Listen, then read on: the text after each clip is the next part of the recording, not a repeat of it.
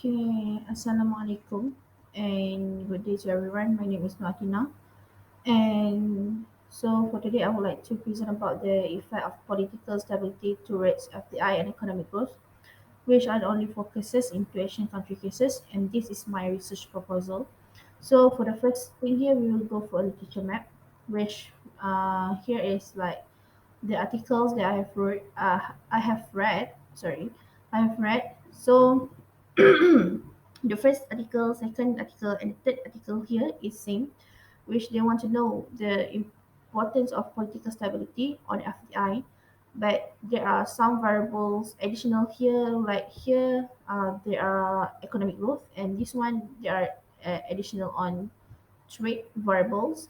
Okay, so the countries that they look into is different, which is this one is small development stability, this one is Malaysia, and the third one is on Nigeria cases. Okay, so the first and the second one they have that same TV, which is political stability, and the same IV, which is FDI, and also this is the additional variable, which is economic growth. Okay, so for the model use is same as ARDL, and also this one is using VAR also because they want to know the causality between the variables. And for the third one, the GV is FDI, the IV is GDP, political stability, and also trade. And the model use is VACM, which is different from the two article before.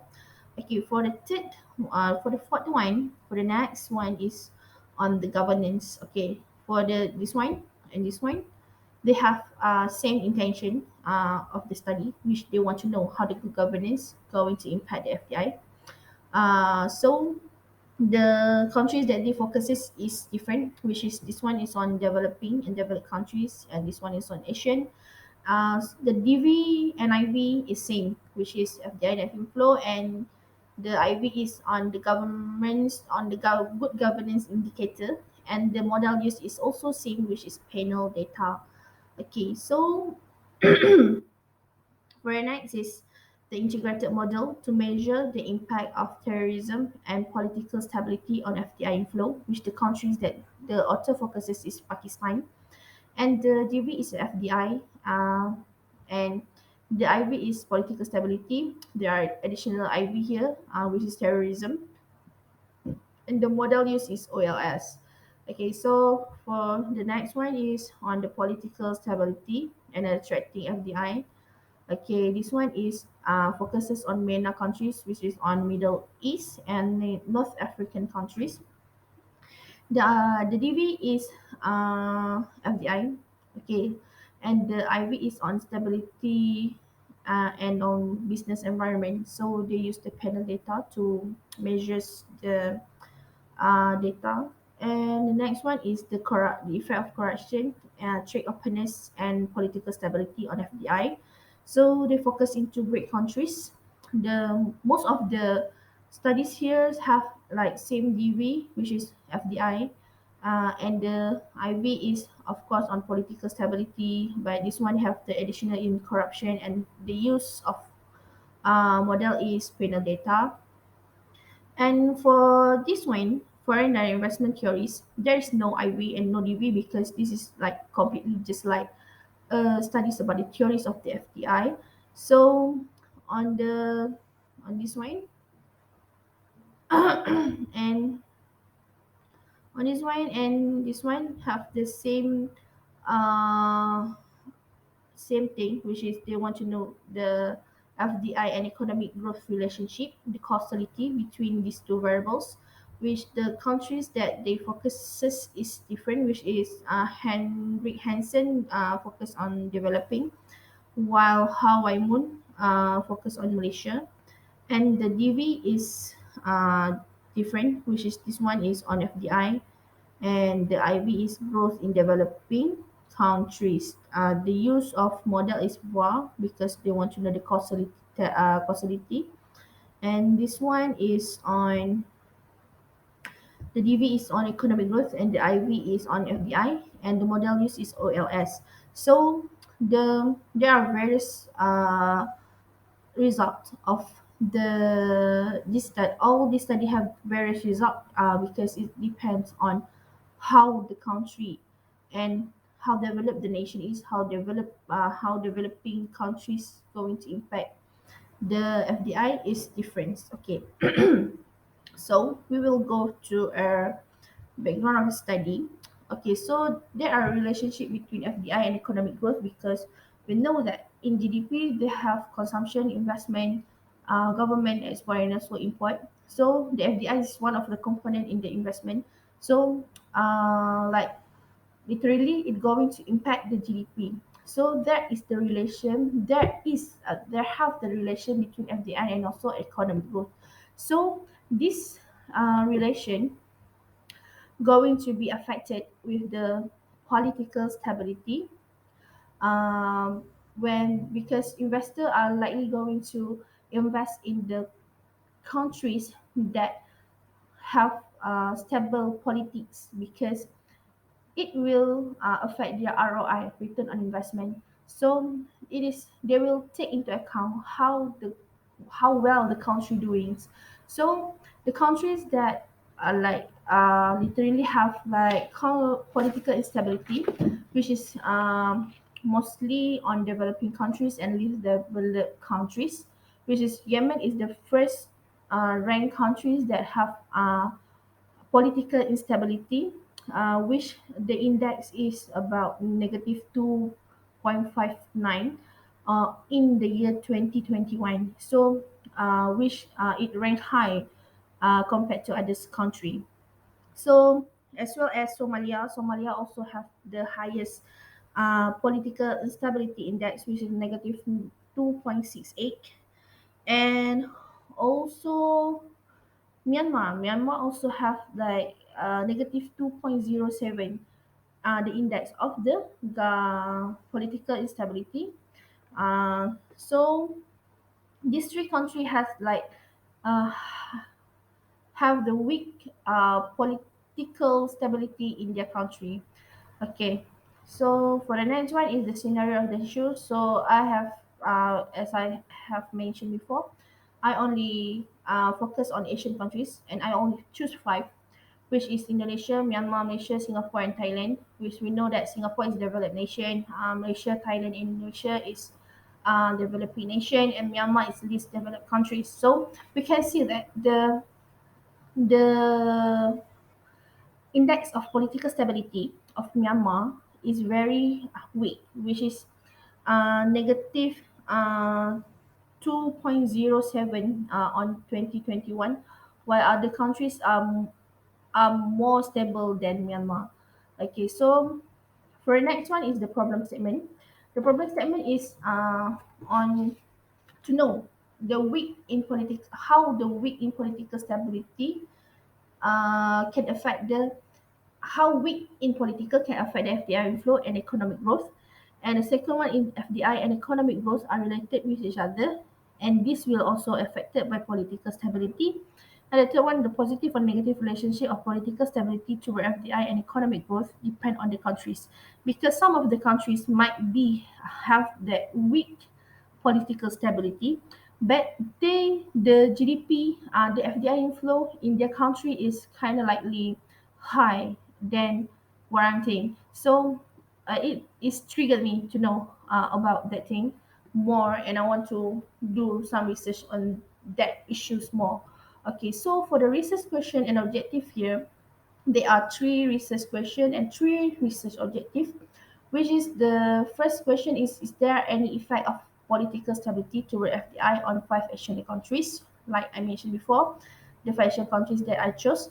And the second one is does economic growth are affected by the political stability? And the last one is does the developed country that typically have stable politics can attract FDI compared to developing countries. So here is my research objective. They come from the research question that I have construct. So there is first one is to identify the effect of political stability toward FDI on five Asian countries, and the second one is to analyze the economic growth of the countries that have stable and unstable politics. And the third one is to compare the effect of political stability on developed and developing countries and Asian towards FDI. Okay, so the significance of this study is I wanted to know how the FDI inflow in the country is not really depend on the political stability because, like I mentioned before, sometimes the weak political stability countries have high GDP, high FDI inflow. So I wanted to know that. So the importance is to know if the political stability really affected FDI and economic growth of a country, regardless developing or least developed nations. Okay. So my scope of study is I'm only focused on Asian countries, which is Myanmar, Indonesia, Thailand, Singapore, and also Malaysia. Okay, for the literature review here, there are three review, which is theoretical review. Which the first one is the title of the article is Foreign Direct Investment Theories, which Denisia says that the OLI framework is a part of electric paradigm of Dunning, where the allocation is one of the factors that affect of the FDI in the host country. So for the empirical review, uh, the capital inflow into the host country are influenced by the politic risks, where developing countries are usually exposed to the risk in politics. And the third is the methodological review, which is in order to test all the collected data, panel data and fully modified ordinary least square have been used in order to measure the effect of corruption, trade openness, and political stability toward FDI. Okay, so this is my part of my literature review. So the gap of study is like as in the literature map before, there are the countries that the author focuses is different. So like I want to know how the Asian countries doing because the past study maybe more likely on into the developed nation, which is developed nation in the world, developing nation in the world. But I want to know how the developed nation, developing nation, and least developed nation in Asian country itself. So there is my study about. So because of there are various results of the past study, I wanted to know how the weak political stability, how the political stability of the country going to impact the FDI inflow into the countries because some of the authors said it might be depend on um, the country itself. Like sometimes a developed country that might have weak political stability going to have FDI inflow because even though they are not stable, but they are developed nations, so it is not matter for the investor to invest in. Okay, so this is my theoretical framework, which is here is the location of FDI inflow, which is I'm going to use electric paradigm of Dunning, which location is one of the framework in the Dunning theories. So location is going to be affected by political stability here because when political stability is not stable, there are conflict, there are war, so it's going to affect the FDI inflow of the countries and also the GDP of the countries. And also the FDI inflow will going to affect the country GDP growth rate. Okay. So this is my theoretical framework and this is my conceptual framework, which is my my IV here is political stability, and my DV here, my DV here, dependent variable here is foreign direct investment and also economic growth. So for this study, I have used secondary data instead of primary data. Okay, so I have used three data, which is on political stability, economic growth, and foreign direct investment. Which political stability index I can get from the worldwide governance indicator, which I'm going to take that they have like five indicator there, but I'm going to take the political stability and absence of violence because this is my part of the study here. This is my DV. Okay, so this is my IV. I'm sorry. So the economic growth and foreign direct investment, I'll get the data from the World Bank. So the time series that I'm going to use is from 1996 until 2021 because the political stability data only exists from 1996. I cannot find the past data.